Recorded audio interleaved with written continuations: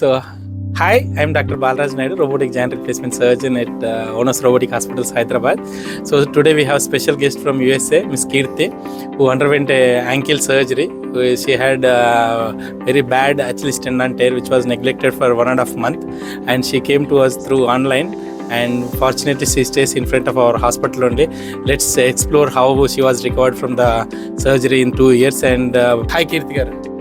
Doctor, so should I call myself as a patient or a friend now? He's a friend, you can call whatever it Yes, you've been there not just during the surgery, but after surgery, post-surgery, many questions answered throughout my journey from injury to recovery, and today we are here. Yeah, tell me exactly what exactly happened from So, a small accident, right? In US, when I was dancing in one of my family friends, I kind of tripped on a carpet rug and fell down. So when I went to the urgency, they said, it was just a muscle tear. And with that being said, I took it for granted, got neglected. But after 1.5 months, I realized there was something terribly wrong.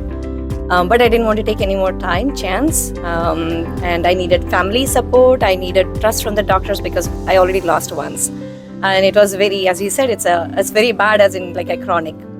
Was it 7 centimeters? Yeah, it's a 7 centimeters, totally broken. So I remember I had a belt or something that hold my leg, and I flew from US, directly came here. So when we were coming here, we had no idea how this works. And the only help that we did was Googling it. When my sister was trying to Google for Achilles tendon surgery, Dr. Balaraju Naidu sir came. So he was already a top. So without a second thought, I kind of shared, roughly I remember, some of the reports.